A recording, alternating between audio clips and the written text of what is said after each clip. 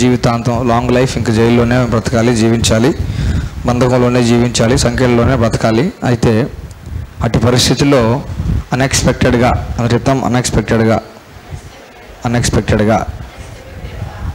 అన్ఎక్స్పెక్టెడ్గా ఏ ఎదురు చూపులు లేనప్పుడు సడన్గా జైల్లో ఉన్న వ్యక్తి దగ్గరికి జైలు సిబ్బంది వచ్చి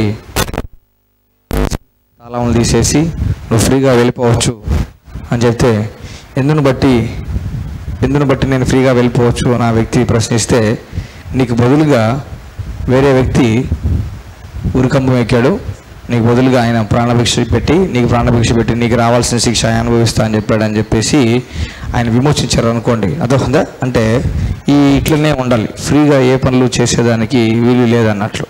ఫ్రీగా పనులు చేసేదానికి వీలు లేదు. సంఖ్యలు అంటే కాళ్ళకి చేతులకి సంఖ్యలు ఉంటాయి, బంధింపబడి ఉంటారు అనమాట. ఫ్రీ విల్ అనేది ఉండదు, ఫ్రీ విల్ అనేది ఉండదు. ఇంకా జైల్లో ఏ సిస్టమ్ ఉంటుందో, ఏ షెడ్యూల్ ఉంటుందో దాన్నే ఫాలో అవ్వాలి. ఏం పెడితే అది తినాలి, ఏం చెప్తే అది చేయాలి. మనకంటూ కోరికలు, ఇష్టాలు ఏం చెప్పినా కూడా అవి చెల్లుబాటు కావు, అవి నెరవేర్చబడవు. అర్థమవుతుందా? అది జైలు జీవితం, బందీ జీవితం, తీర్పు పొందిన తర్వాత జీవితం. అయితే దాంట్లో నుంచి ఇంకా లైఫ్ లాంగ్ అట్లనే బతకాలనే ఉద్దేశంతో ఉన్నప్పుడు, మైండ్ కూడా మెంటల్గా కూడా ఆ రకంగానే ఫిక్స్ అయిపోయినప్పుడు అన్ఎక్స్పెక్టెడ్గా వన్ ఫైన్ డే జైలర్ వచ్చి తాళాలు తీసేసి మొత్తం ఫ్రీ చేసేసి, ఈ కంటిన్యూస్గా అట్లే ఉంటాయి, ఇంక వీటిని ఫ్రీ చేసేసి కాళ్ళకి అవి ఫ్రీ చేసేసి వెళ్ళిపోవచ్చు, నువ్వు ఫ్రీ అయిపోయావు అని చెప్తే, ఆ వ్యక్తి ఆ నిమిషాన్ని నుంచి అనుభవించేదాన్నే విమోచన అంటారు. హల్లెలూయా. ఆ వ్యక్తి ఎక్స్పీరియన్స్ చేయడం విమోచన అంటారు. సో సాతాను బంధకము నుండి క్రీస్తు, మన ప్రభు అయిన యేసుక్రీస్తు మనల్ని ఏం చేశాడంటే విమోచించాడు. హల్లెలూయా. అంటే మనం దాన్ని బిబ్లికల్గా వాక్యానుసారంగా చూసుకుంటే, ఆదాము అనే వ్యక్తి సాతానికి జ్యేష్ఠత్వాన్ని అమ్మేశాడు. ఏసావు కదా యాకోబుకి జ్యేష్ఠత్వాన్ని అమ్మేసినట్టు ఆదాము దేవుడిచ్చిన జ్యేష్ఠత్వాన్ని, ఆదాము పెద్ద కొడుకు అంతేనా, మొదటి కొడుకు, జ్యేష్ఠుడు. ఆదాము దేవుడు ఆయనకి ఇచ్చిన జ్యేష్ఠత్వానికి తాలూకు అధికారాన్ని, జ్యేష్ఠత్వ తాలూకు ఆస్తుల్ని, జ్యేష్ఠత్వానికి తాలూకు అబ్రహాం ఆస్తి ఏంది? అబ్రహాం ఆస్తి భూమి, దాని సంపూర్ణత అబ్రహాం ఆస్తి. అర్థమవుతుందా? Even the heavens belong to Lord, even the heavens belong to Lord, but the earth he has given to man అని మనం చూసుకున్నాం కదా. అయితే ఆకాశములు దేవుని వశంలో ఉన్నాయి, అయితే భూమిని ఆయన నరులకు ఇచ్చి ఉన్నాడు. అర్థమవుతుందా? అంటే నరులకంటే ఆదాం అనే వ్యక్తి ద్వారా ఇచ్చాడు. అయితే ఆదాం అనే వ్యక్తి జ్యేష్ఠత్వాన్ని సాతానికి తాకట్టు పెట్టలేదు, అమ్మేశాడు. ఏం చేశాడు? అమ్మేశాడు పూర్తిగా. అర్థమవుతుందా? అమ్మేశాడని చెప్తే ఎంతకమ్మని చెప్పంటే ఫ్రీగా ఊరికే, అర్థమవుతుందా, ఇదిగో మొత్తం జ్యేష్ఠత్వం నువ్వు తీసుకో, మొత్తం అధికారం నువ్వు తీసుకో, నీ కింద నేను ఉంటాను, నీ బానిసత్వం కింద నేను ఉంటానని క్రియారూపకంగా ఆదాము చేసి చూపించాడు. ఎగ్జాక్ట్ ఆపోజిట్ యేసుక్రీస్తు ప్రభువారు మొత్తం తిరిగి జ్యేష్ఠత్వాన్ని సంపాదించేదానికి, తిరిగి అధికారాన్ని సంపాదించేదానికి, తిరిగి మళ్ళీ ఆధిపత్యం, అథారిటీ, పవర్ అంతా ఆయనే పొందుకునేలాగా చెల్లించాల్సిన మూల్యం యేసుక్రీస్తు ప్రభువారు చెల్లించారు. హల్లెలూయా. దేవుని న్యాయస్థానం అనేది ఒకటి ఉంది, అని చెప్తాను. కోర్టు న్యాయస్థానం అంటారు కదా, కోర్టు న్యాయస్థానం అంటారు కదా. దేవుని న్యాయస్థానం అనేది ఉంది. God is the eternal judge. తండ్రి అయిన దేవుడు ఎట్లున్నాడు? జడ్జిగా ఉన్నాడు. తండ్రి అయిన దేవుడు జడ్జి అనమాట. ఆయన అందరికీ తీర్పు తీర్చే వ్యక్తి. అర్థమవుతుందా? Through out eternity. అర్థమవుతుందా?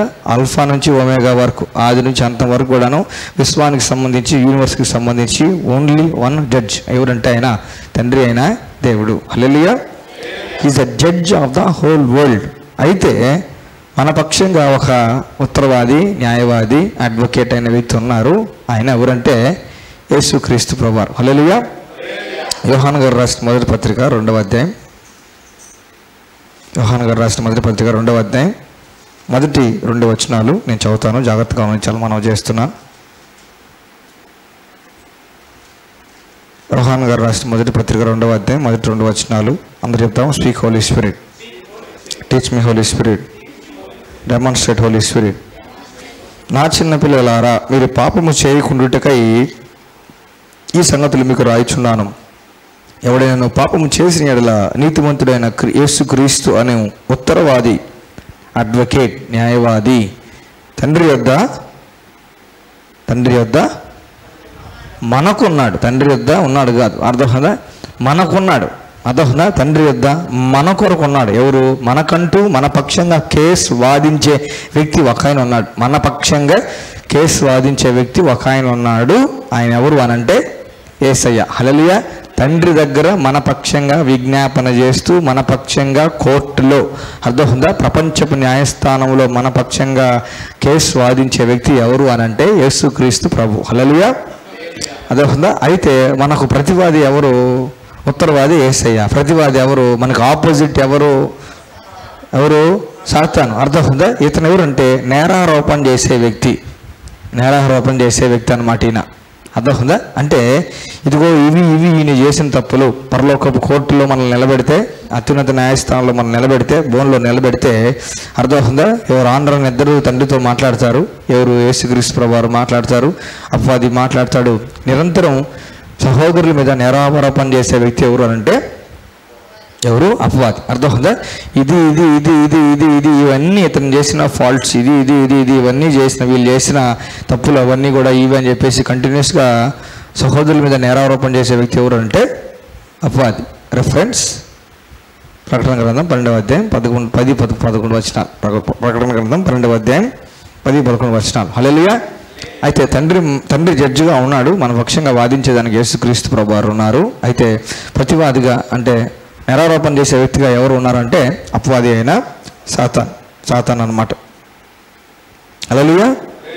అయితే ఇంతకు మునుపు అయితే సాతాను వాదించేదానికి ఆస్కారం ఉందన్నట్లు. అర్థమవుతుందా? ఫర్ ఎగ్జాంపుల్ యోబు గారి సందర్భంలో, యోబు గారి జీవితంలో మనం గమనిస్తే దేవుడి దగ్గరికి అందరు మీటింగ్ జరిగేటప్పుడు ఈయన కూడా వెళ్ళి, అర్థమవుతుందా, ప్రకటన గ్రంథం 12వ అధ్యాయం 10వ వచనంలో ఏ మాట అయితే అతని గురించి చెప్పబడిందో, ఏమని సహోదరుల మీద నేరారోపణ చేసే వ్యక్తి అవుతున్నాడో ఆ వ్యక్తి పరలోపు కోర్టులో దేవుడి దగ్గర యోబు గారి మీద అంతే సాకులు సాడీలు చెప్పడం స్టార్ట్ చేస్తాను అనమాట. అర్థమవుతుందా?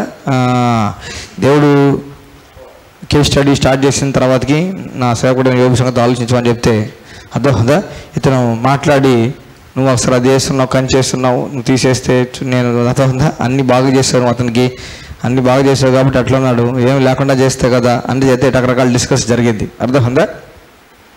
మొదలు యేసుక్రీస్తు ప్రభువారు ఏం మాట్లాడినట్టు మనకి ఆనవాళ్ళు లేవు, దాఖలాలు లేవు. యేసుక్రీస్తు ప్రభువారు యోబు గారి సంగతిలో మధ్యలో జోక్యం చేసుకొని ఉత్తరవాదిగా మాట్లాడినట్టు దాఖలాలు మనకి లేవు. అయితే మనకి ఇప్పుడు ఉత్తరవాది ఉన్నాడు. హల్లెలూయా. హల్లెలూయా. చూడండి, సేమ్ కేసు అనుకోండి, నా సేవకుడైనా లేకపోతే నా సేవకురాలైనా వాళ్ళ సంగతి ఆలోచించుతూ అని దేవుడు అనుకోండి సాతానుతో.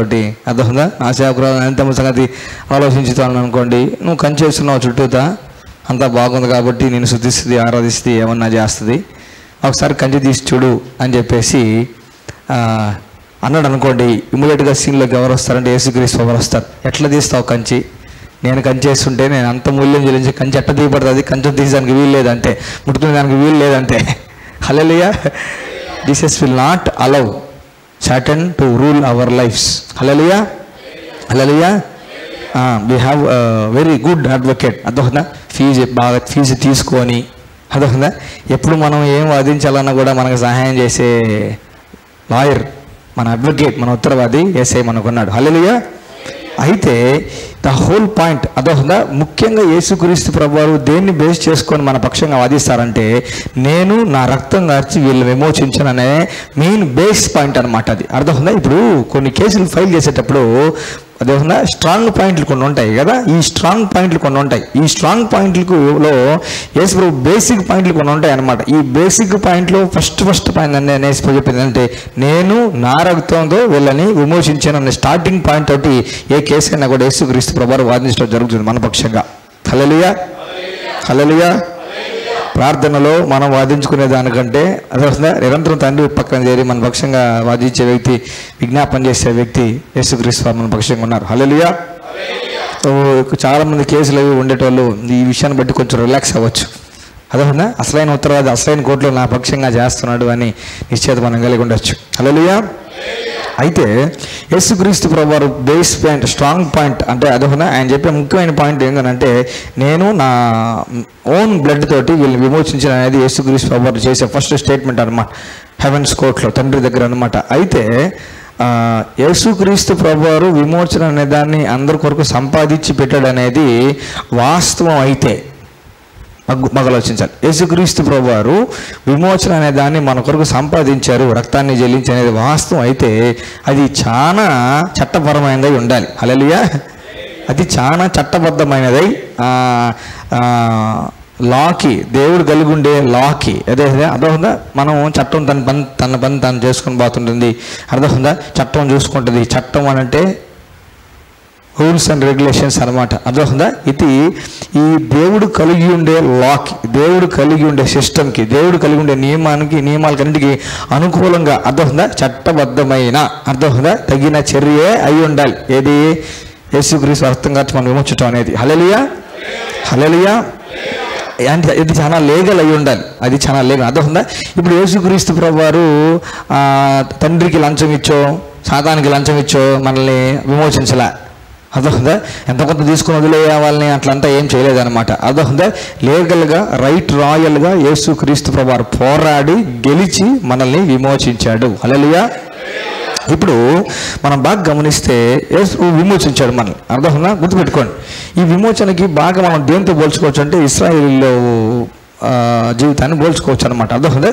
ఇప్పుడు ఫరో చేతిలో నుంచి బానిస బతుకు నుంచి దాస్యము నుండి దేవుడు ఇశ్రాయేలుని ఏం చేశాడు? విమోచించాడు. హల్లెలూయా. విమోచించాడు. హల్లెలూయా.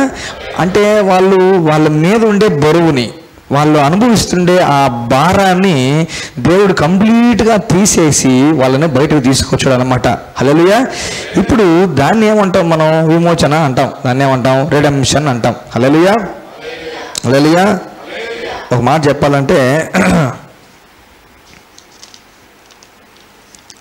విమోచన అంటే అర్థం ఏంటంటే ఈ పదాలు బాగా జరుపుకోండి. నిర్దిష్టమైన సొమ్ము చెల్లించి మరలా తిరిగి స్వాధీనపరచుకోవడం. అర్థమవుతుందా? నియమితమైన నిర్దిష్టమైన సొమ్ము చెల్లించాల్సిన మూల్యం కరెక్ట్గా చెల్లించి మరలా తిరిగి స్వాధీనపరచుకోవడం, లేక తిరిగి హక్కుదారుడుగా అయిపోవడం. తిరిగి మళ్ళీ హక్కుదారుడుగా అయిపోవడం. హల్లెలూయా. తిరిగి మళ్ళీ హక్కుదారుడుగా అయిపోవడం. అర్థమవుతుందా? నిర్దిష్టమైన సొమ్ము చెల్లించి మరలా తిరిగి స్వాధీనపరచుకోవడం. దేవుడు కింద అప్లై చేసుకున్నట్టుగా రాసుకోవాలంటే ఇంప్లై అని రాసుకోవాలంటే నిర్దిష్టమైన సొమ్ము బ్రాకెట్లో అమూల్యమైన రక్తము చెల్లించి దేవుడు మరలా తిరిగి నన్ను స్వాధీనపరచుకున్నాడు. హల్లెలూయా. హల్లెలూయా. ఇప్పుడు మనకి ఎవరు ఇప్పుడు హక్కుదారి అంటే, మన మీద హక్కుదారి ఎవరు అని అంటే యేసయ్య. హల్లెలూయా. హల్లెలూయా. దీన్ని ఎక్స్ప్లెయిన్ చేయాలంటే ఒక సువార్థికుడు వాడిన ఎగ్జాంపుల్ చాలా బాగుంటుంది. ఒక సువార్థికుడు, ఒక ఎవాంజలిస్ట్, పెద్ద ఆయన ఒక మంచి ఎగ్జాంపుల్ చెప్పాడు. అర్థమవునా? విమోచన అంటే ఏంది అనేసి చూస్తే దానికి ఒక మంచి ఎగ్జాంపుల్ చెప్పాడు ఆయన. దాన్ని చూసుకుంటాం.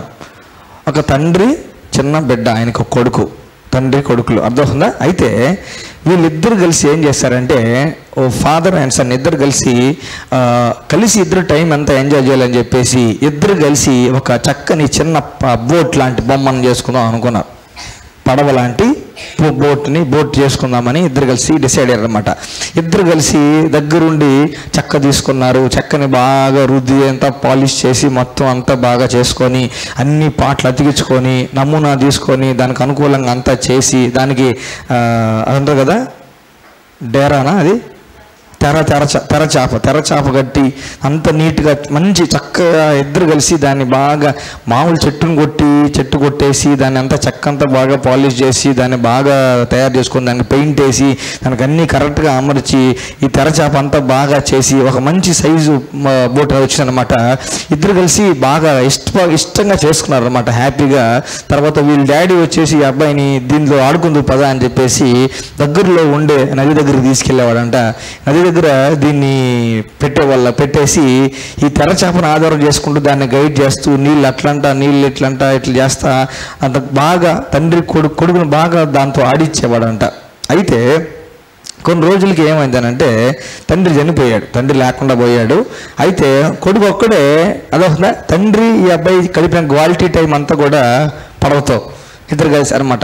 ఇంకా ఈ పడవతో ఒక్కడే ఆడుకునే టైం అంతా కూడాను తండ్రితో తనకున్న జ్ఞాపకాలని గుర్తు చేస్తూ ఉండేది అనమాట. ఆ ఎక్స్పీరియన్స్ అంతా కూడా అట్లుండే పరిస్థితిలో అంతా జరుగుతూ ఉంది. ఒకరోజు బలమైన గాలి రావడం వల్ల దీన్ని తన అక్కడ ఆ ప్లేస్లో ఆ పడవని కంట్రోల్ చేయలేకపోయాడు. అది కొట్టుకొని వెళ్ళిపోయి సముద్రంలో ఎక్కడో కలిసిపోయింది. దగ్గరలో అది నదిలో సముద్రంలో కలిసే దగ్గర కలిసిపోతే చాలా బాధ వేసింది. తండ్రి జ్ఞాపకం ఇద్దరు కలిసి చేసుకున్నది, ఇద్దరు కలిసి ఆడుకున్న చాలా వాల్యుబుల్ అబ్బాయి దృష్టిలో అది పోయితే చాలా బాధపడ్డాడు.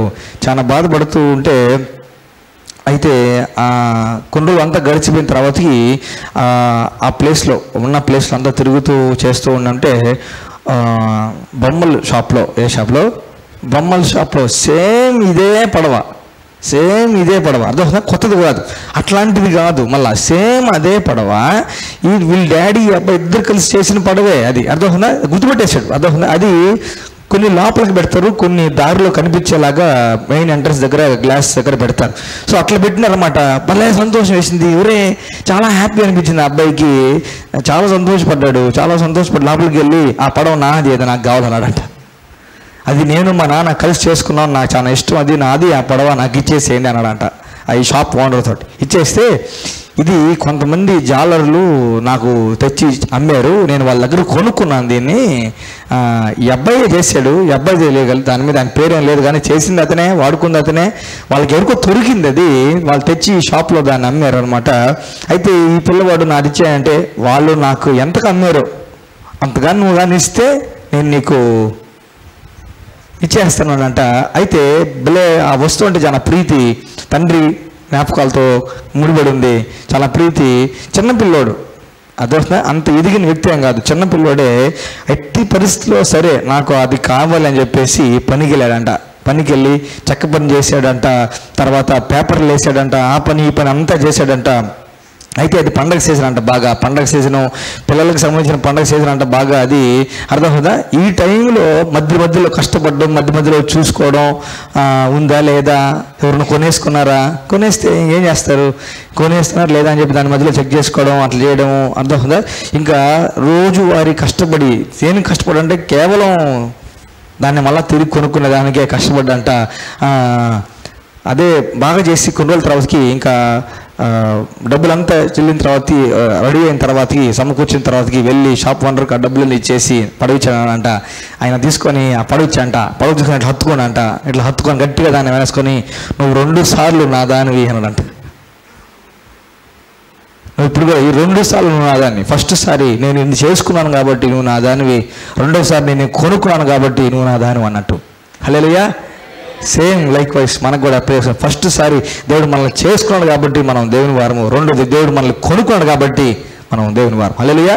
మధ్యలో ఏదో భజన జరిగింది, దెబ్బున్నాయింది, మనల్ని వేరే వాళ్ళకి ఎందుకు వెళ్ళిపోయాం, వేరే బతుకులోకి వెళ్ళిపోయాం, జీవితంలోకి వెళ్ళిపోయాం. అయితే దేవుడు మనల్ని హత్తుకొని 2 times I own you twice అన్నమాట.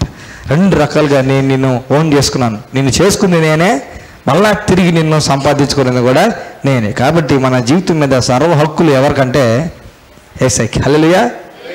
మనం కలగజేయబడిన విధం, మన ఉనికి, మనం ఎందుకు ఉన్నాం, మనం ఎందుకు బతుకుతున్నాం అంతా కూడా పూర్తి హక్కుదారు ఎవరు అని అంటే యేసే. ఇప్పుడు ఈ హోల్ ప్రాసెస్ని ఏమంటారంటే విమోచన అంటారు.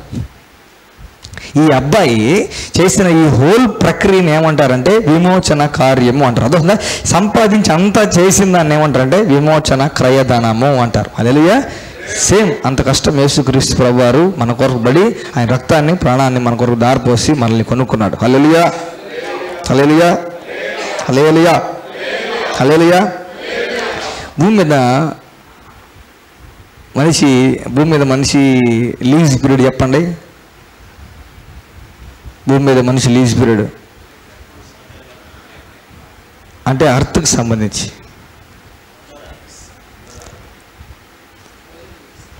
6,000 కదా, 6,000 సంవత్సరాలు, 6,000 సంవత్సరాలు. అంతేనా? 1000 సంవత్సరాలకు 1 లీటర్ రక్తం అన్నట్టు. 1000 సంవత్సరాలకి 1 లీటర్ రక్తం అనుకుంటే శరీరంలో 6 లీటర్ రక్తం. అంతేనా? 6 లీటర్ రక్తం కొసులు కూడా యేసయ్య చెల్లించేశాడు. హల్లెలూయా, హల్లెలూయా. ఎక్కువ రక్తం యేసుక్రీస్తు వారు చెల్లించారు. హల్లెలూయా. మనకి మనిషికి సంబంధించి, మనిషి మనుగడకు సంబంధించి, భూమి మీద మనిషి జీవితానికి సంబంధించి పూర్తి విమోచన క్రయం యేసుక్రీస్తు ప్రభువారు, పూర్తి మూల్యం యేసుక్రీస్తు వారు చెల్లించాడు. నిర్దిష్టమైన సొమ్ము చెల్లించి మరలా తిరిగి స్వాధీనపరచుకోవడం. హల్లెలూయా. విమోచన అంటే హల్లెలూయా, హల్లెలూయా. అయితే ఐగుప్తులో నుంచి బయటికి రావడాన్ని, పాపపు జీవితంలోంచి బయటికి రావడాన్ని, జైల్లో నుంచి మన సంఖ్యలని తెగ్గొట్టి, సాతాన అధికారం కింద మన సంఖ్యలని తెగ్గొట్టి మనల్ని బయటికి తీసుకోవడానికి విమోచన, డెలివరెన్స్, విడుదల అని అంటే అర్థమవుతుందా? దేవుడు మనల్ని ఏమి ఇచ్చాడు? నార్మల్ రక్షణ ఇచ్చాడా? గొప్ప రక్షణ ఇచ్చాడా? గొప్ప రక్షణ. హల్లెలూయా. రక్షణ అంటే ఏంటంటే ఐగుప్తులో నుంచి బయటికి రావడం దగ్గర నుంచి కనాన్లో ఎంటర్ అయ్యి హ్యాపీగా జీవించే వరకు మొత్తం కలిపి రక్షణ కార్యక్రమం అంటారు, రక్షణ ప్రోగ్రాం అంటారు. హల్లెలూయా, హల్లెలూయా. సో విచారం ఏంటంటే సార్వత్రిక సంఘంలో దీన్ని పూర్తిగా రక్షణ కార్యంగా మాట్లాడట్లేదు, వివరించట్లేదు అనమాట. అర్థమవుతుందా? ఇప్పుడు మొగల్ రేఖ సీరియల్ ఉంది, అర్థమవుతుందా? అన్ని ఎపిసోడ్లు కలిపి మొగల్ రేఖల సీరియల్ అంటారు. 1 or 2 to 10 ఎపిసోడ్లు కలిపి మొగల్ రేఖ సీరియల్ అనరు. అర్థమవుతుందా? సీరియల్ అంటే పెద్ద ప్రోగ్రామ్ అని, అంతా కలిపి అర్థమవుతుందా? సీరియల్ అంటారు అనమాట. అర్థమవుతుందా? అయితే అట్లాగే రక్షణ ప్రోగ్రాం ఐగుప్తులోంచి విడుదలతో స్టార్ట్ అయ్యి కనాన్లోకి ఎంటర్ అయ్యేసి, అర్థమవుతుందా? వాళ్ళు పాలు తేనెల ప్రపంచంలో కూర్చొని తిని తాగే వరకు ఈ హోల్ ప్రాసెస్ని దేవుడు గొప్ప రక్షణ ప్రక్రియగా వివరించాడు. హల్లెలూయా. పాపంలో నుంచి బయటకు వచ్చి విమోచింపబడిన వారంగా బయటకు వచ్చి లోకంలో యేసు రక్తాన్ని బట్టి క్రీస్తు సాక్షులుగా బతికి, లోకంలో క్రీస్తు కూడా వారసులుగా, యేసు ప్రభుతో కూడా తండ్రికి వారసులుగా లోకంలో కూడా సేమ్ అట్లానే బతికి, ప్లస్ మళ్ళీ పరలోకానికి వెళ్ళిపోయి, అర్థమవుతుందా? పరిశుద్ధులు అందరితో కలిసి వాళ్ళకి దేవునితో కలిసి బతకడాన్ని, ఈ హోల్ ప్రాసెస్ని గొప్ప రక్షణ, గ్రేట్ సాల్వేషన్ అనే ప్రోగ్రాం కిందకి వస్తుంది. హల్లెలూయా, హల్లెలూయా. Salvation, the program of salvation started while coming out from Egypt. హల్లెలూయా. ఈ గొప్ప రక్షణ ప్రోగ్రామ్కి ఎండింగ్ ఉందా అని అంటే ఎండింగ్ అనేది లేదు. అదే మనకి ప్రకటన గ్రంథం 21వ అధ్యాయం వరకే తెలుసు, 22వ అధ్యాయం వరకే తెలుసు, ఆ తర్వాత మనకు తెలియదు. అదే ప్రకటన గ్రంథం 22వ అధ్యాయం తర్వాతకి ఇంకా లాస్ట్ అదే కాదు. అవునా కదా? యుగాలు అన్నాడు, నిత్యత్వం అన్నాడు. అదే ఎటర్నల్ అని, ఇమ్మార్టల్, ఎటర్నల్ అని, నిత్యత్వానికి ఇంకా అన్నమాట. కొత్త ఆకాశం కొత్త భూమి లాస్ట్, అంతేనా కదా? 21 కొత్త ఆకాశం కొత్త భూమి కొత్త యెరూషలేము, అవునా కదా? ఆ తర్వాత మళ్ళీ అక్కడి నుంచి ఏ ప్రోగ్రాం పెట్టినాడో, ఆ తర్వాత అక్కడి నుంచి ఏముందో. హల్లెలూయా. దీన్ని గ్రేట్ సాల్వేషన్ అంటారు. హల్లెలూయా. అయితే మనం బాగా గమనిస్తే, అయితే మనం ఎగ్జాంపుల్ చూసుకున్నాం, టైప్స్ చూసుకున్నాం అన్నట్లు. అర్థమవుతుందా? దేనికి సింబల్ అంటే ఎగ్జాంపుల్ దేనికి అని అంటే ఐగుప్తు నుంచి కనాన్లోకి ఎంటర్ కావడం, అర్థమవుతుందా? ఐగుప్తు నుంచి బయటికి రావడం విమోచన, పాపంలోంచి బయటికి రావడం విమోచించబడడం చూసుకున్నాం. అయితే స్పెసిఫిక్గా మనకి బైబిల్లో ఈ మాట కనిపిస్తుంటుంది. అర్థమవుతుందా? యేసు ప్రభు దేని నుంచి మనల్ని విమోచించడం మనం బాగా చూస్తే, అర్థమవుతుందా? మనం బాగా గమనిస్తే అంధకార సంబంధమైన అధికారం నుండి దేవుడు విమోచించాడు. హల్లెలూయా. తన కుమారుడైన యేసుక్రీస్తు ప్రభువారి రాజ్యంలోకి మనల్ని ఏం చేశాడు దేవుడు? God has translated us from the kingdom of darkness into the kingdom of his dear son. అదే కదా మనకు స్క్రిప్చర్లో ఉండేది. అదొక కింగ్డమ్ ఆఫ్ డార్క్నెస్, చీకటి రాజ్యంలో నుంచి ఆయన కుమారుని రాజ్యంలోకి దేవుడు మనల్ని ఏం చేశాడంటే ట్రాన్స్ఫర్ చేశాడు. అదొక దీంట్లోంచి తీసుకొని వచ్చి దాంట్లో ప్రవేశపెట్టాడు. హల్లెలూయా, హల్లెలూయా. అయితే సాతాను జుట్టు పట్టుకోండి అనుకోండి, సాతాను మనల్ని జుట్టు పట్టుకోండి అనుకుందాం. అర్థమవుతుందా? పాతంలో అది అంధకార రాజ్యం అనుకుందాం. పాపానికి సంబంధించి మన జుట్టు, మన బ్రతుకు అంతా కూడా సాతాను చేతిలో ఉండి అనుకుందాం. అర్థమవుతుందా? ఇప్పుడు విమోచన అని అంటే, గొప్ప విమోచన అంటే క్రైదనంగా వేసి చెల్లించి ఆ గ్రిప్, సాతాను గ్రిప్ని దేవుడు సాతాను గ్రిప్ వదిలేసి మనం బయటకు వచ్చేలాగా చేశాడు. అర్థమవుతుందా? ఇప్పుడు ఇక్కడ వరకు చేయలే వేసా, వచ్చిన తర్వాతకి అట్టే జుట్టు పట్టుకోవడం దాన్ని బట్టి జుట్టు అంతా కూడా చెదిరిపోయింది. అర్థమవుతుందా? అయితే తీసుకొచ్చి దేవుడు తలస్నానం చేయించి మళ్ళీ హెయిర్ స్ప్రే కొట్టి మళ్ళీ జుట్టు మళ్ళీ క్రాఫ్ట్ చేయించి నీట్గా చేశాడు అన్నట్లు. అర్థమవుతుందా? ఇది మొత్తం చెప్పాలి, ఇది మొత్తం చెప్పాలి. అర్థమవుతుందా? బయటకు తీసుకొచ్చేసరికి కేవలం ఇంకా వదిలేసి వెళ్ళిపోయిన ఇష్టం అని అంటే కాదు. తీసుకొచ్చి ఆయన కుమారుని రాజ్యంలో మనం కూర్చోబెట్టి యేసు ప్రభుకి మనకి ఎట్లా బాగా నీట్గా అంతా చేసేసాడు అన్నట్లు యేసు ప్రభు. హల్లెలూయా, హల్లెలూయా. అయితే మనకి బైబిల్ మనం బాగా గమనిస్తే ఎట్లా యేసుక్రీస్తు మనం విమోచించారు, దేని నుంచి విమోచించారు మనం చూస్తే మనకి గల్తీయులకు రాసిన పత్రికలో 3వ అధ్యాయం ఈ మాట ఉందన్నమాట. ధర్మశాస్త్రం శాపం నుండి మనల్ని విమోచించిన అనే మాట మనం చూస్తున్నాం. గల్తీయులకు రాసిన పత్రిక 13-14 వచనాలు.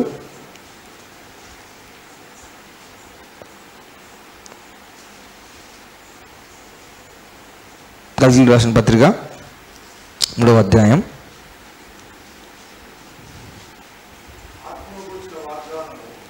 ఆత్మను గూర్చిన వాగ్దానము విశ్వాసం వల్ల మనకు లభించినట్లు అబ్రహాము పొందిన ఆశీర్వచనము క్రీస్తు యేసు ద్వారా అన్ని జనులైన మనకు కలుగుటకై క్రీస్తు మన కోసం శాపమై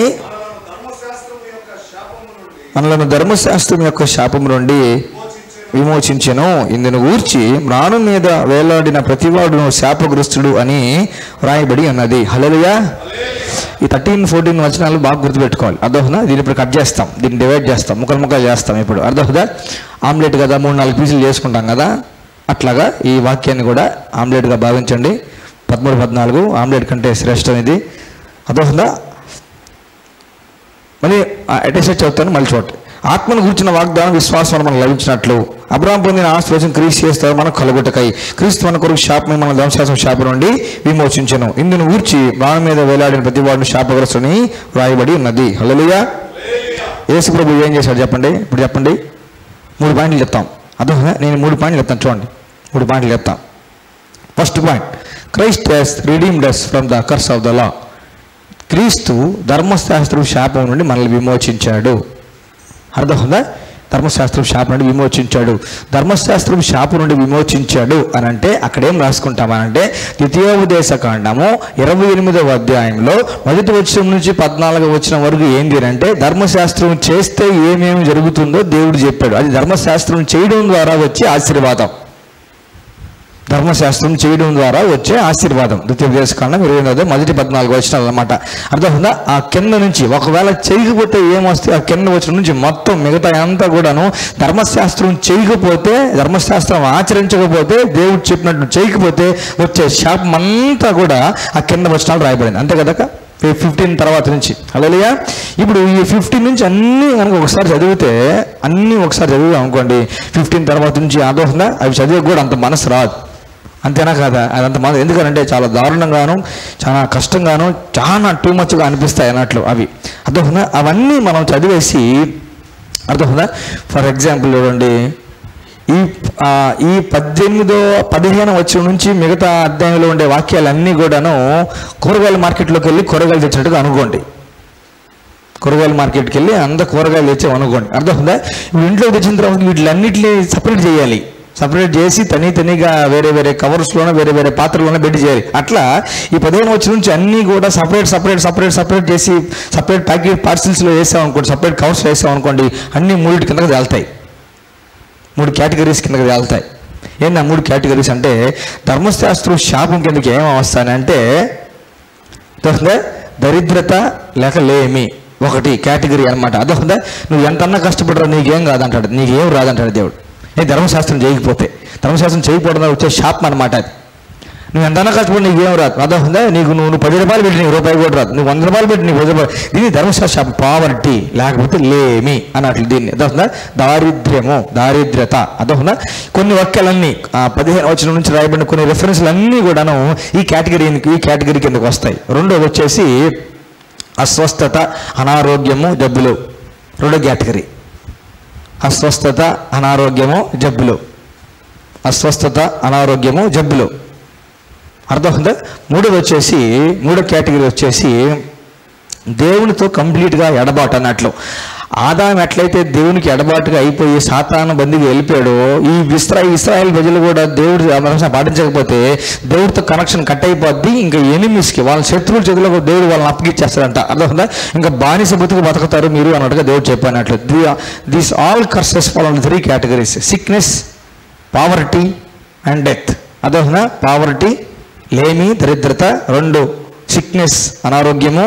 3 స్పిరిచువల్ డెత్. ఈ 3 కిందకు వస్తాయి అన్నట్లు. అర్థమవుతుందా? దీన్ని ధర్మశాస్త్రము శాపము అంటారు.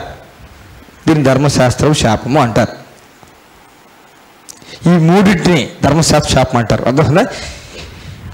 Directly or indirectly. అర్థమవుతుందా? నేరుగా కానీ లేకపోతే నేరుగా కాకపోయినా కూడాను, if anybody is following under these 3 categories or in any of these 3 categories, అర్థమవుతుందా, వాళ్ళు కొంచెం శాపం అనుభవిస్తున్నట్లు లెక్క అన్నట్లు. ఎనీ ఆఫ్ దీస్ categories, దరిద్రత లేకలేమి, రెండోది అనారోగ్యం, 3 దేవుని ఎడబాటు. అర్థమవుతుందా? If anybody is experiencing any of these 3, వాళ్ళు ధర్మశాస్త్రం శాపాన్ని అనుభవిస్తున్నట్లు లెక్క అన్నట్లు. అర్థమవుతుందా? ఇది ఎవరికి వర్తిస్తుంటే దేవుని ఎరగని దేవుని నియమాలు పాటించిన అందరికీ వర్తిస్తుంది. ఇస్రాయేల్కనే కాదు. ధర్మం మారుతుందా? ఆ రోజులు ఈ రోజులు ఎప్పుడైనా ధర్మం అనేది మారుతుందా? ధర్మం మారినప్పుడు ధర్మశాస్త్రం మారుతుందా? మారదు. అర్థమవుతుందా? Because that law was given by God. Given by God who doesn't change. ఏ దేవుని చేత ఇవ్వబడిందంటే మార్పు లేని దేవుని చేత.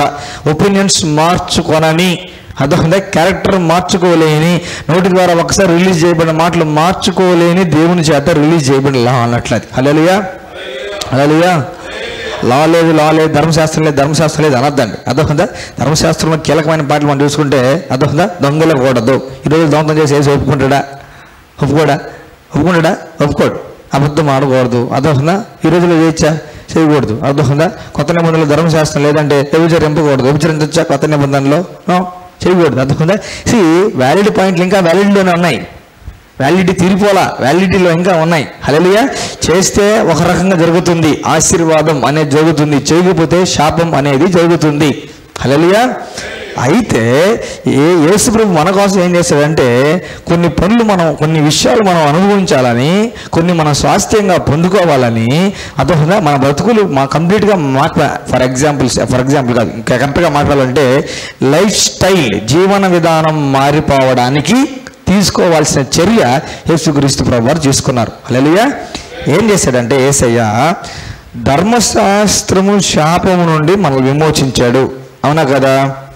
ఆత్మను కూర్చిన వాగ్దానం విశ్వాసం వల్ల మనం లభించినట్లు అబ్రహాము పొందిన ఆశీర్వచనం క్రీస్తు చేస్తారు అని ఒక కలుగుటకై క్రీస్తు మనకు ఒక శాపమై మనల్ని ధర్మశాస్త్రం శాపం నుండి విమోచించాను. హల్లెలూయా. క్రీస్తు మన కొరకు శాపమై మన కొరకు ఏం చేయాలని శాపమైనాడు అని హెడ్డింగ్ రాసుకుంటే, క్రీస్తు మన కొరకు ఎందుకు శాపమైనాడు అని హెడ్డింగ్ రాసుకుంటే, పాయింట్ నెంబర్ 1, ధర్మశాస్త్రపు శాపము నుండి విమోచించేదానికి. హల్లెలూయా. ధర్మశాస్త్రం శాపం ద్వారా విమోచింపబడితే ఏం జరుగుతుందంటే, పాయింట్ నెంబర్ 2, అబ్రహాముకు దేవుడు చేసిన ఆశీర్వచనం మనం అనుభవించేదానికి.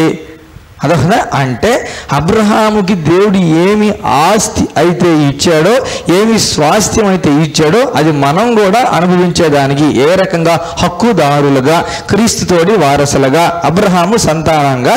అబ్రహాముకి ఏమి ఆస్తిపాస్తులు అయితే దేవుడు అబ్రహాముకి చాలా ఆస్తి ఇచ్చాడు అనమాట. అర్థమవుతుందా? 10 మంది ఉంటే 10 మందికి చాలా ఎక్కువ, 10 మంది అనమాట. 10 మందికి ఆస్తి చాలా ఎక్కువ అనమాట. 10 కోట్ల మంది అనుకోండి, వాళ్ళకి కూడా అంత పెంచినా కూడా చాలా కోట్లు వస్తాయి అన్నట్లు. అర్థమవుతుందా? ఎందుకు చాలా ఆస్తి ఉందని చెప్పేసి చాలా మందికి చాలా ఆస్తికర్తలు చేయాలని చెప్పేసి దేవుడు అందరినీ కూడా అబ్రహాంతో కలిపేసి డిసైడ్ అయినాడు. హల్లెలూయా. ఎందుకంటే చాలా ఆస్తి ఉందబ్బా, నేను ఏం చేసుకోవాలా? ఇద్దరే ఎందుకు కనిపించాలా? ఆదామే ఎందుకు కనిపించాలా? యేసయ్య కూడా ఎందుకు కనిపించాలా?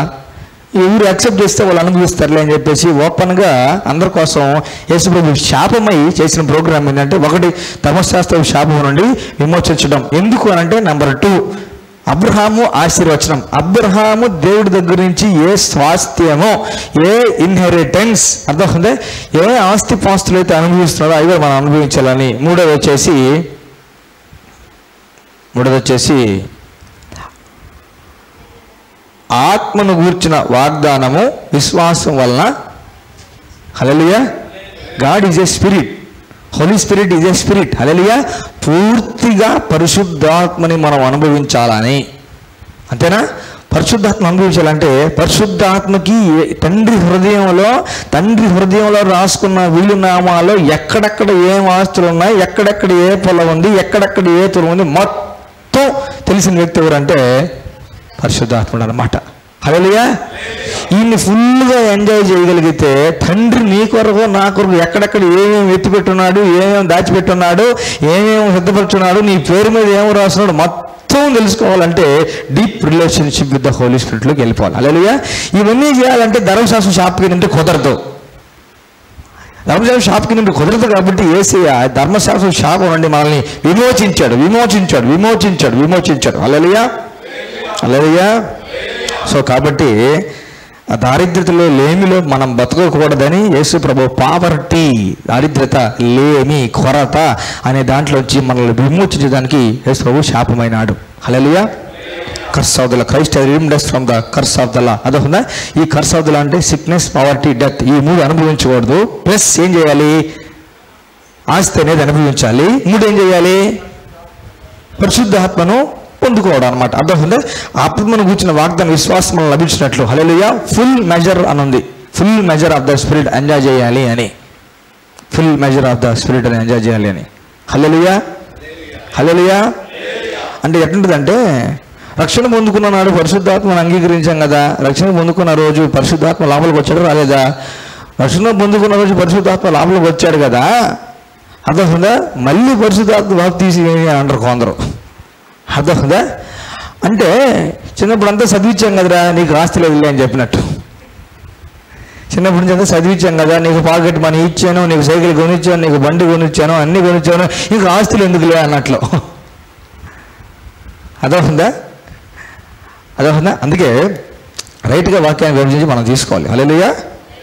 ఆత్మ మనం రక్షణ పొందుకున్న దినం నాడు పరిశుద్ధాత్మ మన లోనకు వస్తాడు. అర్థమవుతుందా? బాప్తిజం ప్రోగ్రాం ద్వారా పరిశుద్ధాత్మ మన మీదకి వస్తాడు. హల్లెలూయా, హల్లెలూయా, హల్లెలూయా. బ్యాంకులో ఫిక్స్డ్ ఉంటుంది, చేతి ఖర్చుకి డబ్బులు ఉండాలి. అర్థమవుతుందా? బ్యాంకులో ఫిక్స్డ్ ఉండాలి, చేతి ఖర్చుకి డబ్బులు ఉండాలి. హల్లెలూయా. ఈ లోకస్తులే అంత బాగా పిల్లల గురించి ఆలోచించగలిగితే పరలోకం తండ్రి ఎంత పెద్ద ప్రోగ్రాం వేసుకోవాలి ఇంకా ఆయన బిడ్డల గురించి. హల్లెలూయా. పాపం ద్వారా వచ్చే శాపం మనం అనుభవించకుండా, ఆ పాపం ద్వారా శాపం ఏ రకంగా వస్తుందనంటే జబ్బులు, రోగాలు, అస్వస్థత, తర్వాత డబ్బులు లేకపోవడం, కొరత, లేమి, అదొకదా సూసైడ్ చేసుకోవడం, ఇంకా బతుకు మీద ఆశ వదులుకోవడం, ఇవన్నీ కూడా దానికి ఎందుకు వస్తాయి అన్నట్లు. ఇవన్నిటిని చేసుకోవడం మనల్ని ఏం చేశాడంటే విమోచించేశాడు. హల్లెలూయా. లేమి నుంచి యేసయ్య నన్ను విమోచించాడు. దేని ద్వారా? యేసయ్య రక్తం ద్వారా. హల్లెలూయా. లేమి నుంచి యేసయ్య నన్ను యేసు రక్తం ద్వారా విమోచించాడు.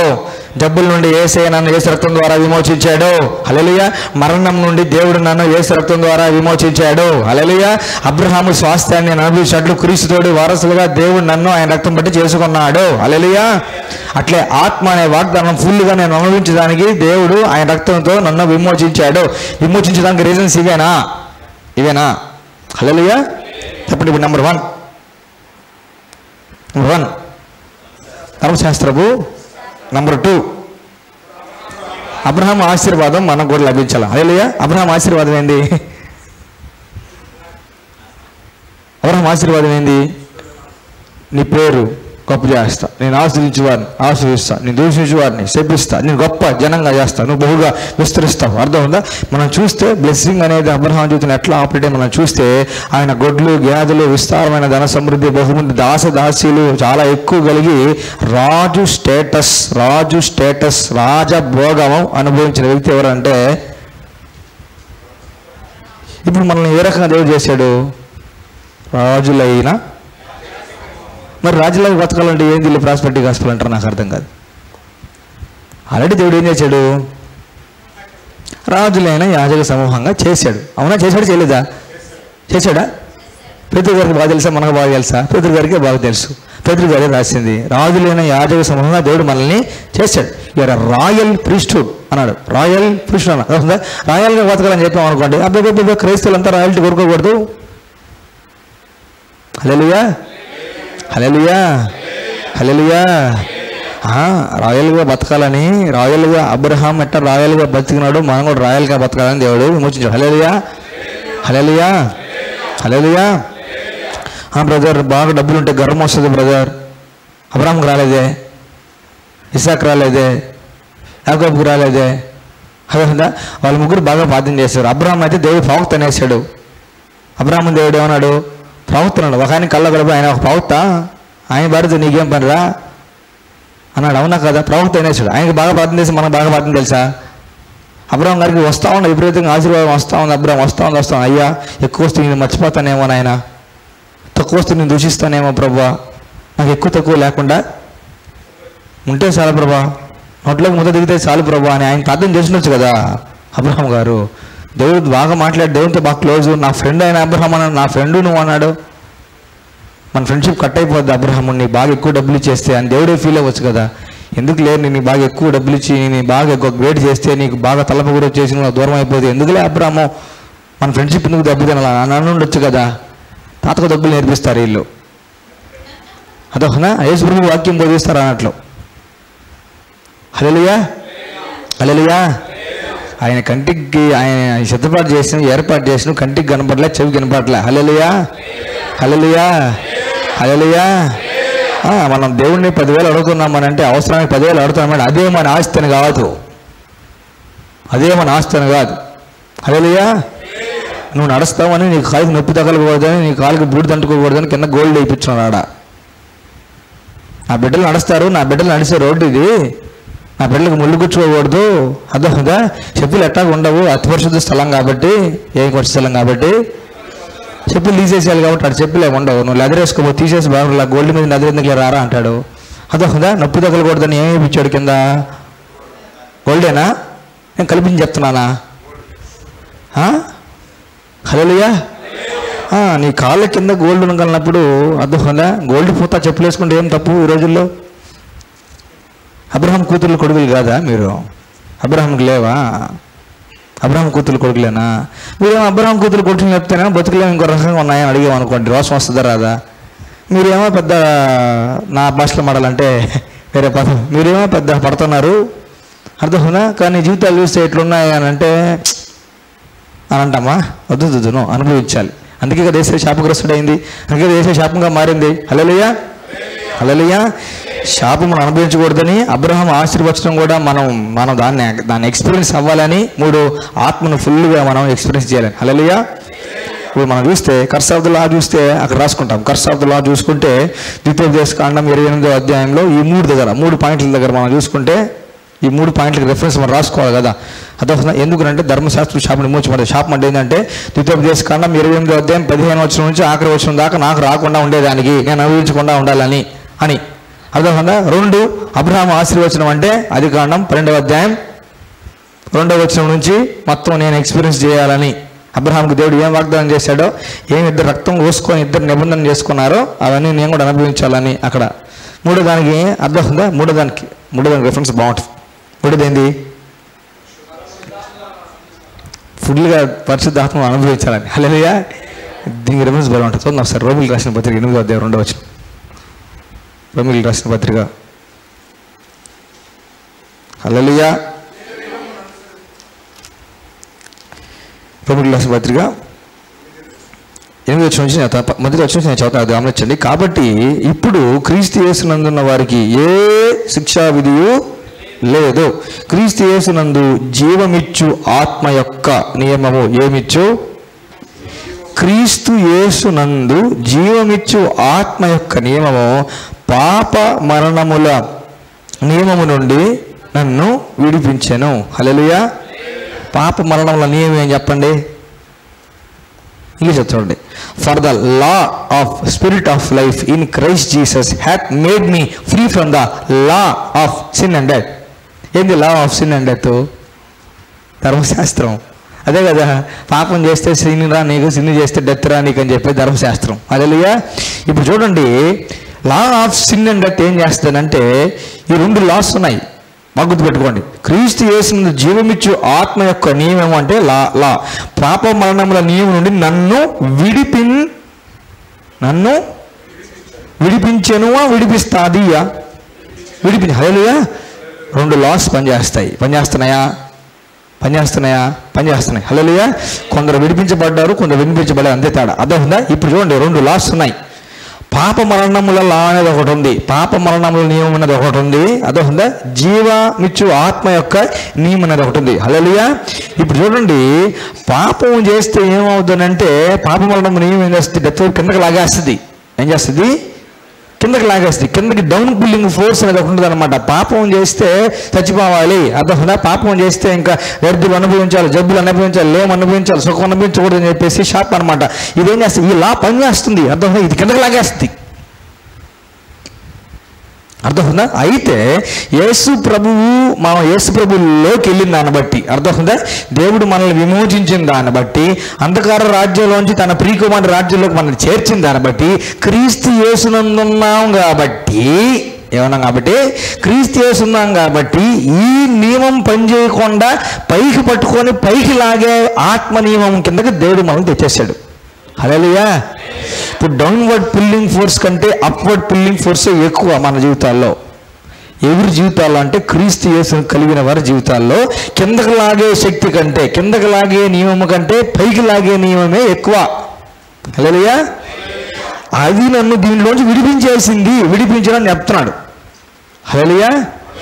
ఎందుకు మనం ఆత్మను పుష్కలంగా అనుభవించాలని దేవుడు శాపమైనాడు అని అంటే, ఇందుకు దేవుడు కలిగిన జీవాన్ని సమృద్ధిగా జీవాన్ని సమృద్ధిగా మనం అనుభవించాలంటే పరిశుద్ధాత్మ మనకు కావాలి. కాబట్టి ఆయన మనల్ని ఆ జీవం వైపు లాక్కెళ్తా ఉంటాడు అన్నట్లు. ఎవరు? పరిశుద్ధాత్ముడు. హల్లెలూయా.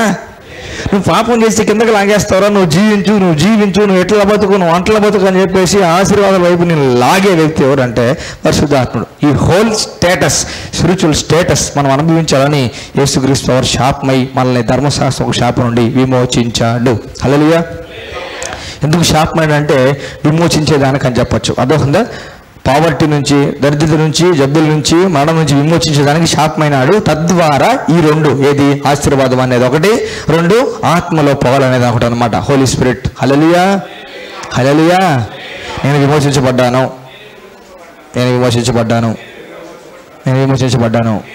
నేను సగం విమోచించబడ్డాను. నేను పూర్తిగా ఇంకా విమోచించబడలేదు. నాకు విమోచనమే డౌట్గా ఉంది. యేసు రక్తం అంత సీన్ లేదనుకుంటున్నాను అనలేం కదా. హల్లెలూయా. యేసు ప్రభు రక్తం కంప్లీట్గా మన కొరకు కార్యం చేసి కేసు క్లోజ్ చేసి ఉంటే ఇంకా కోర్టుకి వెళ్ళాల్సిన అవసరం ఉందా? ఫైన్లు కట్టాల్సిన అవసరం ఉందా? కోర్టులు తిరగాల్సిన అవసరం ఉందా?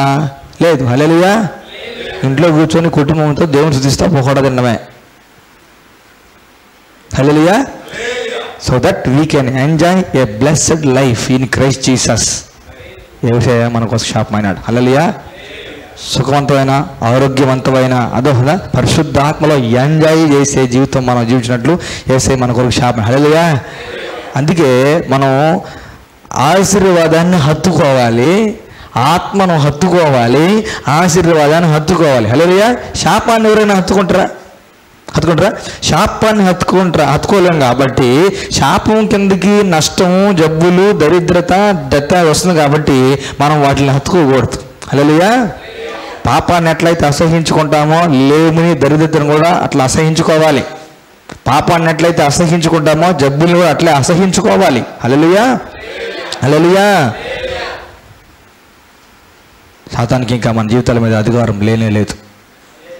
కొలస్సీయులకు రాసిన పత్రిక 1వ అధ్యాయం 13-14 వచనాల్లో God has translated us from the Kingdom of darkness into the Kingdom of his dear son అనే మాట కనిపిస్తూ ఉంటుంది. ఆయన మనలను అంధకార సంబంధమైన అధికారంలో నుండి విడుదల చేసి తాను ప్రేమించిన తన కుమారి యొక్క రాజ్య నివాసులుగా చేసెను. అబ్బబ్బబ్బబ్బబ్బబ్బా. ఆయన కుమారుని యందు మనకు విమోచనము అనగా పాప క్షమాపణ కలుగుచున్నది. హల్లెలూయా. హల్లెలూయా. పాపాలన్నీ క్షమించబడ్డాయి. నా పాపాలన్నీ క్షమించబడ్డాయి. లేదు బ్రదర్, ఇంకొక పాపం ఇంకా క్షమించబడినట్టు కనిపిస్తుంది అని అంటే కొలసి 1:13 చదువుకున్నామా, చెప్తా ఈ పక్క కొట్టుకున్నామా, మళ్ళీ కొలసి 13:14 ఈ పక్క చెప్తా కొట్టుకున్నామా? అర్థం మనసు మారేదాకా కొట్టుకోవాలి. మనం చెప్తాం మనమే. ఆ మనసు మారిపోయిందంటే ఇంకా చెప్పులేసుకుని రావటమే. Hallelujah. Hallelujah. People of God, we should enjoy what God has provided by redeeming us. Hallelujah, hallelujah. ఈ ఒక్క సింగిల్ డే కూడా మన జీవితాన్ని మనం దేవునిలో ఎంజాయ్ చేసే విషయంలో వేస్ట్ చేసుకోకూడదు. హల్లెలూయా, హల్లెలూయా. అయితే ఫిలిప్పీయులకు రాసిన 3:20 కూడా ఏముందంటే, మనకి పరలోక రాజ్య నివాసులుగా చేశాడన్న మాట కనిపిస్తూ ఉంటుంది. విమోచించి దేవుడు ఏం చేశాడంటే, ఫిలిప్పీయులకు రాసిన పత్రిక 3:20 మన పౌరస్థితి పరలోకమందున్నది, అక్కడ నుండి ప్రభు అయిన యేసుక్రీస్తు అనే రక్షకుని నిమిత్తము పనిపెట్టుకొని ఉన్నాము. హల్లెలూయా. చాలు. హల్లెలూయా. మన పౌరస్థితి ఎక్కడ ఉంది? పరలోకమంది. హల్లెలూయా. పౌరస్థితి అంటే పాస్పోర్ట్ అని, పౌరస్థితి అంటే పాస్పోర్ట్ అని. ఏడంది పాస్పోర్టు? పరలోకానికి సంబంధించి పాస్పోర్ట్. మరి వీసా?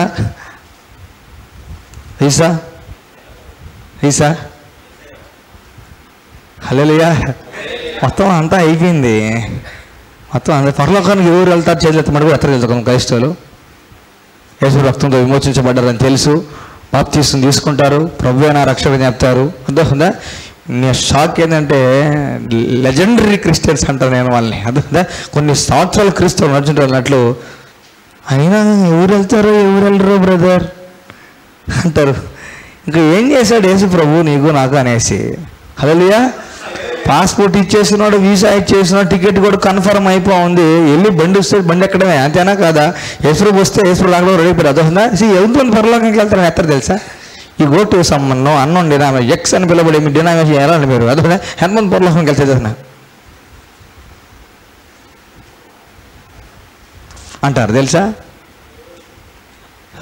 మనం ఎట్లా డిసైడ్ చేస్తాం బ్రదర్ ఎవరు వెళ్తారో ఎవరు వెళ్ళమో అని? ప్రభువే కదా డిసైడ్ చేసి. అంటే ఆల్రెడీ డిసైడ్ చేసి రాసి పెట్టాడు. కళ్ళు ఏమైనా కాకులు ఎత్తుకుపోయినాయా? బైబిల్ చదవట్లేదు. మన పౌరస్థితి. హల్లెలూయా. ఇప్పుడు మనం వచ్చి రే మీరు ఇండియా వాళ్ళు కాదు మీరు పాకిస్తాన్ అంటే మనం ఒప్పుకుంటామా? మీరేమి ఇండియన్సే, అసలు మీరు ఇండియన్స్ కదంటే రే కట్టేసి కొడతాం రే అంటాం. అవునా కదా? మా ఇలాకాకి వచ్చి మా ఏరియాకి వచ్చి మా దేశంకి వచ్చి మేము మా దేశస్తులం కాదంటామా? ఒప్పుకోం కదా. అదేనా? అట్లా మన పరిస్థితి మేడంది. నువ్వేం పరలోకంకి వెళ్తావా అంటే మూతి పళ్ళు రాలుతాయి. అవునా కదా? నేనేం చేయలేదా, నా కోసం వేసి అంతా చేసినాడు. హల్లెలూయా. తీసుకెళ్ళేది కూడా యేసయ్యే, అనుభవించేలాగా చేసేది యేసయ్యే. Hallelujah, hallelujah. అందుకే when people are not totally in focus on Jesus ఇవన్నీ వస్తాయి. జీవితానికి సంబంధించి ఫుల్ ఆది నుండి అంతం జీవితానికి సంబంధించి మొత్తం అంతా కూడా యేసయ్యే అనే భావనలోకి డౌట్లు వస్తాయి. వాళ్ళు ఏమనుకుంటారంటే మా ద్వారానో ధీరానో అంటారంట. Hallelujah. This is a beautiful testimony. చాలా అద్భుతమైన సాక్ష్యం. నాకు చాలా సంతోషం అనిపించింది వింటే. అప్పుడే ప్రభువుని నమ్ముకున్నారు భార్యాభర్తలు. వాళ్ళు అప్పుడే కొత్తగా ఫ్రెష్ అనమాట. వాళ్ళ మొహాలు రక్షణతో వెలిగిపోతున్నాయంట. రాశారు. అర్థమైందా? వాళ్ళ మొహాల రక్షణలో వెలిగిపోతున్నాయంట. ఎంత మంచి మాట చూడండి. అప్పుడే దేవుడిని నమ్ముకున్నారు. అర్థమైందా? అప్పుడే దేవుడిని నమ్ముకున్న వాళ్ళు కానీ రైట్ గుడికి వెళ్ళారంటే అబ్బా గొప్ప దైవసేకులు అయిపోతారు అంతే. అర్థమైందా? తప్పుడు గుడికి వెళ్ళారంటే చాలు ఇంకా అంతే. అర్థమైందా? మొహాలు షేపులు మార్చేస్తారు, సొట్లేసేస్తారు, బిందుకు సొట్లేసినట్టు మొహానికి సొట్లేసేస్తారు. అర్థమైందా? మంచిగా వాళ్ళు అప్పుడే దేవుని నమ్ముకుని ఫ్రెష్ అంట. వాళ్ళ మొహాలు రక్షణతో వెలిగిపోతున్నాయంట. అయితే ఈ దైవసేకుడు వీళ్ళతో పరిచయం ఏర్పడిందంట. కొత్త ప్లేసు ఎక్కడి నుంచో వీళ్ళు వస్తే బసలాగా వాళ్ళ ఇంటికి వెళ్ళారు, పరిచయం చేసుకొని మేము కొత్తగా దేవుడిని నమ్ముకున్నాం అని చెప్తే వీళ్ళు వాళ్ళకి వాక్యం భోజనం ఎక్స్ప్లెయిన్ చేస్తూ ఉన్నారంట. మళ్ళీ మీరు మా దగ్గర రండి, మేము కొత్త కదా అన్నట్టుగా ఉన్నారంట. కొత్త వాళ్ళు ఇట్లే ఉంటారు. అదొకనా అట్లే ఉండాలి సచ్చేదాకా అన్నట్లు. ఏముందిలే మనకు తెలిసిన వాక్యమే కదా, మనకు తెలిసిన మన పరిశుద్ధాత్మే కదా, అదొకనా మన అన్న భాషలే కదా, అబ్బో అదొకనా ఇట్లా ఫ్రీ అయిపోతారు కొంతమంది. ఒక స్టేజ్కి వెళ్ళిన తర్వాతకి మనకు తెలియదా అనుకుంటారు. అదొకదా అప్పుడు చాలా కష్టం. ఫర్దర్గా దేవుని శక్తి అనుభవించలేరు, ఫర్దర్గా దేవుని ఆ గ్లో అనుభవించలేరు అన్నట్లు. హల్లెలూయా. అయితే ఆ కొత్తగా రక్షణ పొందుకున్న ఆవిడికి అంత వాక్య జ్ఞానం లేదు, బైబిల్ టీచింగ్ అంతా ఏం తెలియదంట. అయితే ఆమెకు ఒక కళ వచ్చిందంట. ఒక కళ వస్తే ఆ కళలో అంట చాలా పెద్ద లైన్లు ఉన్నాయంట పరలోకం గేటు ముందు. పరలోకం గేటు దగ్గర చాలా పెద్ద లైన్లు ఉన్నాయంట. ఒక పెద్ద లైన్లో మూడో వ్యక్తి అంట, ఈ కొత్తగా దేవుడు నమ్ముకున్న ఈ స్త్రీ. ఒక పెద్ద లైన్లో మూడో వ్యక్తి ముందు ఇద్దరు ఉన్నారు. అయితే ఆ గేటు దగ్గర పాస్పోర్ట్లు వీసాలు చెక్ చేసే వ్యక్తి ఎవరంటే అబ్రాహం గారు నిలబడుకోవాలంట. అబ్రహం నిలబడుకొని దేన్ని బేస్ చేసుకొని లోపలికి ఎంట్రీ కల్పించమంటావు అని అడిగాడంట. ఒక ఆయన అడిగితే ఫస్ట్ సెకండ్ ఈ మూడో వ్యక్తి అనమాట. ఆయన డిస్కషన్ అంతా వింటుందంట. This happened in a dream, దేవుడిచ్చిన దర్శనంలో ఎంత జరిగింది అన్నట్లు. అయితే అవి తడితే నిన్ను ఏ రీజన్స్ చెప్పి నన్ను లోపలికి ఎంటర్ చేయమంటావు అని అబ్రహం గారు అడిగితే, నేను చిన్నప్పుడు ఎన్ఎస్ఎస్లో చేరాను సార్. ఎన్ఎస్ఎస్లో చేరి నేను చాలా మంచి పనులు చేశాను. నేను చాలా రోడ్లు చిమ్మడం, గుడ్డి వారిని వీధి దాటించడం, స్వచ్ఛ భారత్ చేయడం, అర్థమవుతుందా, ఇవన్నీ చేశానని చెప్పాడంట. ఏంటంత ఎక్స్ప్లెయిన్ చేశాను నీట్గా. ఎక్స్ప్లెయిన్ చేస్తే అందుకని చాలా మందికి నేను మేలు చేశాను సార్, ఉపకారాలు చేశారు అన్నట్టుగా అన్నాడంట. అంతా విన్నాడంట అబ్రహం గారు. ఇంకేమైనా ఉన్నాయా అనంట. ఇంకేమైనా ఉంటే అంతే సార్, ఇంకేం లేవనంట. నో ఎంట్రీ, గెట్ అవుట్ అన్నమాట. నెక్స్ట్ అయిపోయిన తర్వాతకి సెకండ్ ఇంకొక ఆమె ఉందంట, ముందుకు వెళ్ళిందంట. ఏ రీజన్స్ని బట్టి నేను లోపలికి పంపించదో చెప్పమ్మా అన్నాడంట. బ్రదర్, నేను 30 సంవత్సరాలుగా సండే స్కూల్ టీచర్గా పనిచేశాను అనిందంట. చాలా సంతోషం అమ్మా, ఇంకేమైనా రీజన్స్ ఉన్నాయా అన్నాడంట. ఇంకేం రీజన్స్ ఉన్నాయంటే, అంతే సార్, అదే నేను దేవునికి సేవ చేశాను 30 years. ఇంకేమైనా రీజన్స్ ఉన్నాయా ఎందుకు నేను లోపలికి పంపించాలి, ఏ రీజన్ బట్టి లోపలికి పంపించాలంటే ఇంకే రీజన్స్ ఉన్నాయంటే ఏం చెప్పలేదంట. నో ఎంట్రీ, అవుట్ అన్నాడంట. ఈయనకి పెద్ద వాళ్ళు బాగా కొత్తగా రక్షణ ఏం తెలియదు కదా, బైబిల్ తెలియదు, ఏం తెలియదు, అంతా తెలియదు అనమాట. బాగా భయం వేసిందంట. నెక్స్ట్ ఏమే చెప్పాలి, ఈ వైవా అన్నట్లు, ఇంకా ఏంటిదే వైవా అన్నట్లు క్వశ్చన్కి ఆన్సర్ కరెక్ట్గా చెప్పినామా పాస్, లేకపోతే 6 నెలల తర్వాత మళ్ళీ రాసుకోవాలి. అర్థమైందా? అయితే బిక్కు అంటుందంట. ఏం చెప్పాలో ఏం అర్థం కాలేదంట. పెద్ద వాళ్ళ పరిస్థితి ఏం చెప్పాలంటే, ఏ రీజన్స్ బట్టి నేను లాభం పంపించాలమ్మా అని చెప్పండంట. గట్టి ఎదురులో గట్టి కళ్ళమొస్తుందంట. వేసి రక్తాన్ని పోషించుకుంటున్నాను అనేదంట. గేట్లు బాగా తెరవండి, లోపలికి పంపించానంట. హల్లెలూయా. గట్టిగా ఐ ప్లీడ్ ద బ్లడ్ అనిందంట. I plead the blood of Jesus అనిందంట. గేట్లు బాగా తెరవండి, లోపలికి వెళ్ళాము అన్నాడంట. Hallelujah. Entry into heaven is purchased, ticket into heaven is purchased by the blood of Jesus, nothing more nothing less. ఇంకా ఎక్కువలే తక్కువలే, వేసే రక్తంతో నీకు టికెట్ పరలోకానికి దేవుడు కన్ఫర్మ్ చేశాడు. Hallelujah, hallelujah. People of God, it is very important to thoroughly honor and enjoy the provision made by God through His blood. Hallelujah, hallelujah, hallelujah. రక్తాన్ని బట్టి మనం రోజు హ్యాపీగా ఉండాలి. రక్తాన్ని బట్టి మనం రోజు హ్యాపీగా ఉండాలి. రక్తాన్ని బట్టి దేవుని కృతజ్ఞతాస్తుతులు చెల్లించాలి. హల్లెలూయా. ఉన్న పాటున చచ్చిపోతే మనం పరలోకానికి వెళ్తాం. అందుకనే మనకు క్రైస్తవులకు ప్రాణభయం ఉండదు. హల్లెలూయా. క్రైస్తవులు కూడా ప్రాణభయం ఉందంటే ఏ కాలేజీకి వెళ్ళాడో ఏ బూడికి అసలు చెక్ చేసుకోవాలా. హల్లెలూయా. ఇప్పుడు వెళ్ళిపోతే ఏ గమ్మన పోయి సింహాసనం దగ్గర అంతా డ్యాన్స్లు వేస్తుంటాయి. ఏడు చేసిన ప్రోగ్రామ్ యాడ్ చేస్తా. హల్లెలూయా. ఇంకా పెద్ద వర్షిప్ లీడర్లు ఉంటారు, చాలామంది వర్షిప్ చేస్తుంటారు అనమాట. వెనకాల నిలబడుకున్నామా, మీరంతా ముందు ఉండండి, వెనకాల మేము విధులు చేసే బ్యాచ్ మేము వెనకాల ఉంటామని చెప్పి వెనకాల ఉంటామా, తెంచమని ఆయన కొడుకు ముందు పిలవండి అంటే అడిగాయి అంటారు అనమాట. హల్లెలూయా, హల్లెలూయా. కానీ ఎప్పుడు అనమాట. అప్పుడు అతని పల్టీలు, రివర్స్ డ్యాన్సులు అన్నీ ఏమో. హల్లెలూయా. పీపుల్ ఆఫ్ గాడ్, దేవుడు గొప్ప మందగా కోరుస్తాడు. అదొకదా ఒక సెషన్ ఇస్తాడు CLJC పరలోకం. అదొకదా రెడీగా ఉన్నాడు. ఒక సెషన్ ఇస్తాడు, ఆరాధించండి రా, అందరు కలిసి వీళ్ళతో ఆరాధించమని చెప్తామన్నమాట. అప్పుడు హల్లెలూయా, బ్లడ్ జీసస్. హల్లెలూయా. వెళ్ళి మనం మర్చిపోకూడదు, ఖచ్చితంగా వేసే రక్తాన్ని కనపరచాలి. నువ్వు సూపరయ్యా, నీ కొడుకు రక్తం సూపరయ్యా, గొర్రెపిల్ల నువ్వు సూపరయ్యా, గొర్రెపిల్ల నీ రక్తం సూపరయ్యా అని వేస్తా ఉంటే దిల్ ఖుషి అయిపోతాడు దేవుడు, మురిసిపోతాడు దేవుడు. హల్లెలూయా. అల్టిమేట్గా దేవుడు చెల్లించేది అదే కదా, అంతా మనల్ని తిరిగి సంపాదించుకునేదానికి, తిరిగి మనల్ని హత్తుకునేదానికి. నువ్వు 2 సార్లు నావాడు, నువ్వు 2 సార్లుగా నాదాను అని తిరిగి దేవుడు హత్తుకునేదానికి. కానీ నీకు ఇదిగో ఇవన్నీ నీకే, ఇదిగో అబ్రహాము ఆశీర్వాదం కిందకి ఈ కాగితాలన్నీ వస్తాయి, ఈ డాక్యుమెంట్లో ఉండే ఆస్తులన్నీ వస్తాయి, అర్థమైందా, ఈ ఆస్తులన్నీ వస్తాయి, ఎదుగుందా, వీటిలో నీకు కూడా హక్కు ఉంది అని యేసు తీసుకెళ్ళి, అర్థమైందా, ఎప్పుడు తిరిగిన భోజనం తినిపిస్తూ, ఎప్పుడు వేసుకొని బట్టలు ఇప్పిస్తూ, అర్థమైందా, మనం పనికిరంలో మనల్ని మొత్తం అంతా తీసుకెళ్ళి రాజభోగం అనిపించేలాగా చేస్తా అంటే మొత్తం దానికోసం ఆయన చెల్లించిన మూల్యాన్ని ఎప్పుడు మనం మర్చిపోకూడదు. హల్లెలూయా. నేనేమంటానంటే మన జీవితంలో, క్రీస్తు కలిగిన బతికే జీవితంలో ఏ ఒక్క రోజు కూడా రక్తాన్ని గురించిన తలంపులు లేకుండా మనం బతకూడదు. అర్థమవుతుందా? ప్రతిరోజు మన మనసులో, ఇన్ ద సెన్స్ మన మనసులో ఆయన రక్తాన్ని గురించి వణుకు ఉండాలి ఎవ్రీ డే. అర్థమవుతుందా? A single day should not pass in our life without as remembering the blood of Jesus. Hallelujah. ఆ రోజు మనకి ఆ భద్రత దేన్ని బట్టి అనుగ్రహించబడుతుందనంటే, హల్లెలూయా, ప్రతిరోజు వీళ్ళకి కొత్తగా కనికరం అనేది రావాలి. ఉందా బైబిల్లో?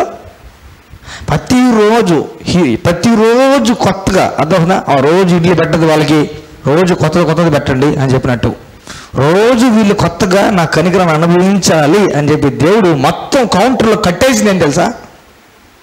రక్తం. హల్లెలూయా. రక్తం అని అంటే బాగా ఆలోచించుకోండి. మనం వాడుకలో బాగా ఆలోచించుకుంటే, ఒక డాడీ ఉన్నాడు అనుకోండి. ఒక డాడీ ఉన్నాడు, ఈ డాడీ బిడ్డలకి తీసి ఇవ్వాలి. అర్థమవుతుందా? ఈ డాడీ కౌంటర్ దగ్గరికి వెళ్ళి, నా బిడ్డలు ఈ కౌంటర్లో వాళ్ళు ఇష్టం వచ్చింది తినాలి. అర్థమవుతుందా? ఇది ఇంత ఖర్చు అయితే అంటే, ఇంత ఖర్చు అయితే చెప్పారు అనుకోండి, మొత్తం పెట్టుకొని రక్తం తీసుకోండి అని చెప్పారు అనుకోండి, ఎట్లుంటుంది కౌంటర్ వాళ్ళకి? ఆ రక్తం తీసుకోండి ఎట్లుంటుంది? హల్లెలూయా. అట్లా మొత్తం దేవుడి దగ్గర ధారాళంగా సమృద్ధిగా మనం మంచి స్థితిని, ఆశీర్వాదపు స్థితిని అనుభవించాలని దేవుడు చెల్లించిన మూల్యం ఏంటి అని అంటే రక్తం. హల్లెలూయా. కొత్త బట్టలు వేసుకునేటప్పుడు రక్తం గుర్తు రావాలి. అయ్యా, నువ్వు కాచిన రక్తాన్ని బట్టి వస్తున్నాయి. కొత్త షూ వేసుకునేటప్పుడు రక్తం గుర్తు రావాలి. కొత్త వస్తువులు కొనేటప్పుడు రక్తం గుర్తు రావాలి. హల్లెలూయా. కొత్తగా దేవుడు ఆత్మీయంగా ఏమన్నా బయలుపరుస్తున్నా, దేవుడు ఆత్మని తెలియజేస్తున్నా, వాక్య ప్రత్యక్షిస్తున్నా, ఆత్మ వరాలు ఇస్తున్నా, దేవుళ్ళు మనం వాడుగా చేస్తున్నా, మొత్తం అంత రక్తాన్ని బట్టి. హల్లెలూయా. కంటిన్యూస్గా daily we should be thanking God because of his blood. Hallelujah. ఆ కృతజ్ఞత గలవారమై యేసుక్రీస్తు ప్రభువారి శరీరం రక్తంలో పాపలు పంచుకుంటాం. Thank you Lord. Thank you Lord. Thank you Jesus. Thank you Lord. నువ్వు తగ్గించుకుంటూ